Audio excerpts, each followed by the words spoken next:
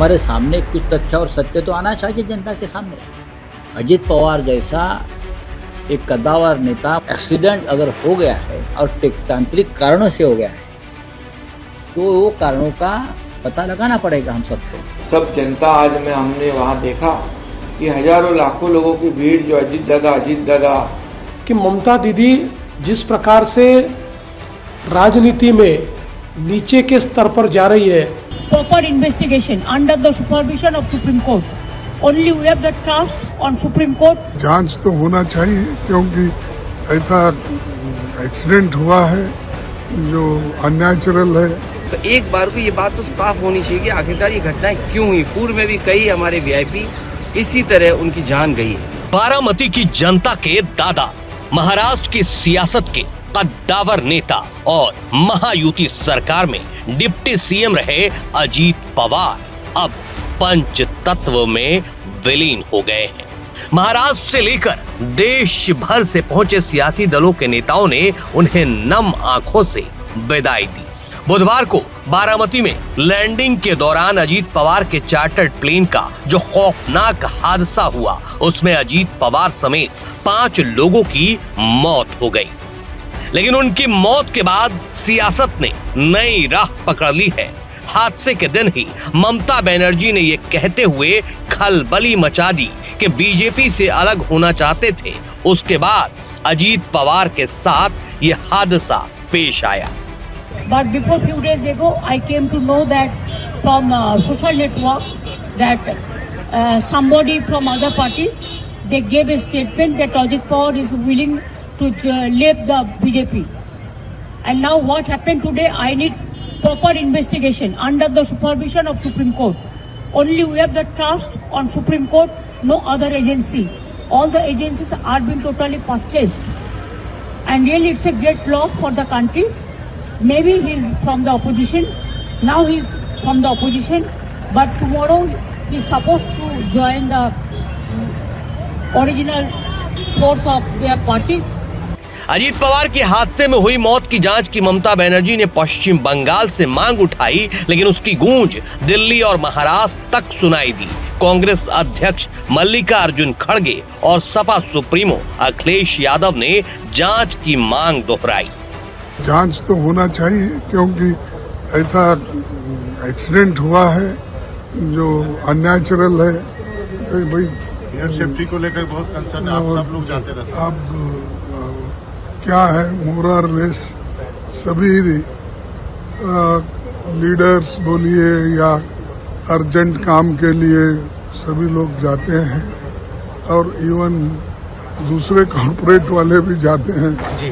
लेकिन ऐसा हर जगह होना, एक तरफ तो बड़े बड़े जहाज भी, अहमदाबाद के भी बहुत बड़ा एक्सीडेंट, ये तो जो प्लेन था छोटा प्लेन वहां पर ऐसा हुआ क्यों, इसकी जांच तो होना ही चाहिए। इस तरह की घटना न हो तो एक बार को ये बात तो साफ होनी चाहिए कि आखिरकार ये घटनाएं क्यों हुई। पूर्व में भी कई हमारे वीआईपी इसी तरह उनकी जान गई है। तो आखिरकार ऐसी जांच हो जिससे निष्पक्ष पता लगे कि आखिरकार घटना किस वजह से हुई। महाराष्ट्र की सियासत में शोक है, सबको अजीत पवार की मौत का सदमा है, लेकिन साथ में इस बात का भी मलाल है कि इतने बड़े नेता के साथ ऐसा हादसा कैसे पेश आया। उद्धव गुट के शिवसेना नेता संजय राउत ने मांग की है कि इसकी जांच होनी चाहिए। इसका जवाब जनता के सामने आना चाहिए। मैंने ये कहा कि अब तक इतने एक्सीडेंट हो गए चार्टर्ड फ्लाइट के या कमर्शियल फ्लाइट के, अहमदाबाद में इतना बड़ा हादसा हो गया, क्या हो गया? इन्वेस्टिगेशन कुछ सामने आया है? इतना बड़ा हादसा, गुजरात के पूर्व मुख्यमंत्री विजय रूपानी का उसमें निधन हो गया। हाँ, इन्वेस्टिगेशन के लिए एक टीम बनाई गई, डीजीसीए ने एक टीम बनाई, क्या हो गया आगे? चार्टर्ड फ्लाइट के इतने हादसे हो गए, इतने लोग मारे गए। हाँ, डीजीसीए हर बार इन्वेस्टिगेशन की घोषणा करती है, क्या हो गया? हमारे सामने कुछ तथ्य और सत्य तो आना चाहिए जनता के सामने।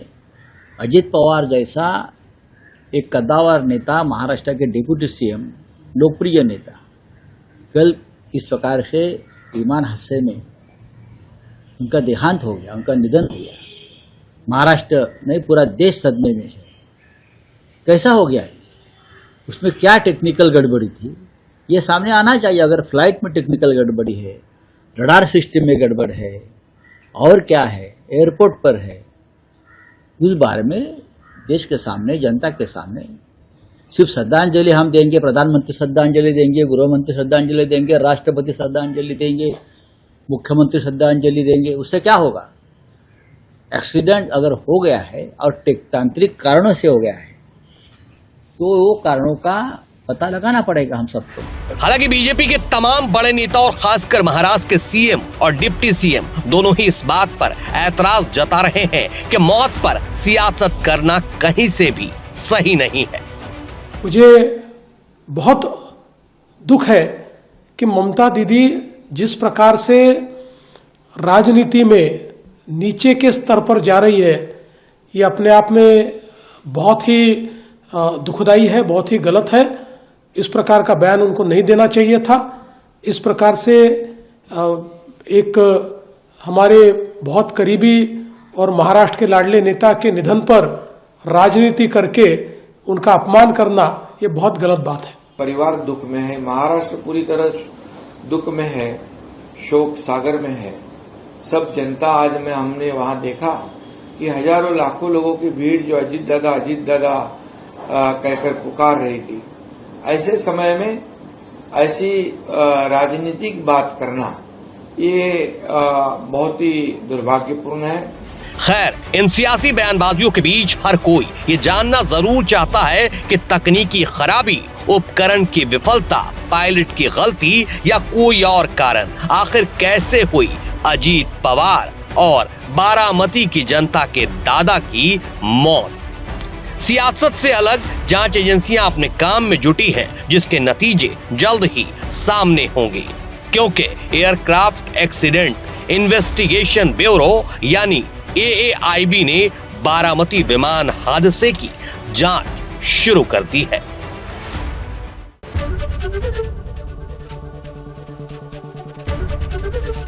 ABP गंगा, खबर आपकी, जुबान आपकी।